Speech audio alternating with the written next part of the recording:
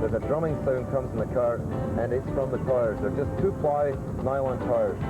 The one thing I would do in this car is put radial fly tires on it. This is one where I suggest you put the extra money in and enjoy that extra handling. Honda's achieved their well-earned reputation by building small cars that have more space in them than you would think possible. And they've carried that tradition over to the '84 Civic. The space in the car is quite phenomenal. It's one of the best cars we've ever sat in to feel like there's lots of roominess. The seating arrangement in the car is very favorable. There's lots of room for tall people. The height here is very nice, and the vision is one of the best we've ever tried. Nice low windshield, nice front peripheral vision. Side vision's fine, and rear vision is no trouble at all.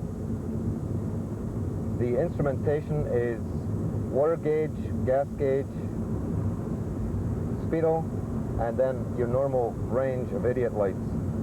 Has a rear window defogger, heater, fresh circulating air, and the ashtray. Everything is nice and compact. We keep talking about it, but it's true. They're getting much closer. They must be listening to AutoCheck, definitely, to get the car so nicely laid out in front of you. Because the car is front-wheel drive, there is a bit of a problem with torque steer. Tony explains. The handling in the car, it is a little bit back to the front-wheel drive syndrome of torque steer. In other words, it pulls to one side as you go around the corner. I don't quite understand why Honda haven't sorted this out, because other manufacturers with front-wheel drive have. And Honda seem a little bit behind the times as far as that's concerned. Since the first little Civic came out, it's always had this problem. And I guess eventually they'll center up the engine and get the torque steer out of the car. Tony's logged a lot of miles around the Westwood circuit under racing conditions in various Honda Civics, which indicates that he is pretty well acquainted with the cars and also fond of them. The gearbox, as usual, from Honda, is excellent. First, second, third, fourth gear, no problem at all, fully synchronized, and it gives the car a real peppy feeling.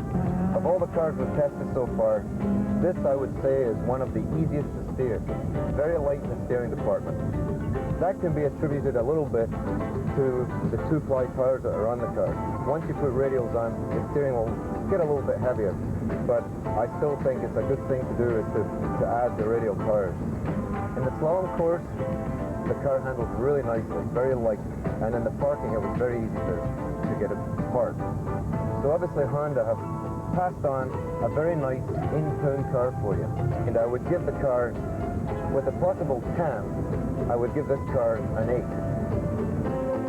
Honda Civics have always been popular, and this year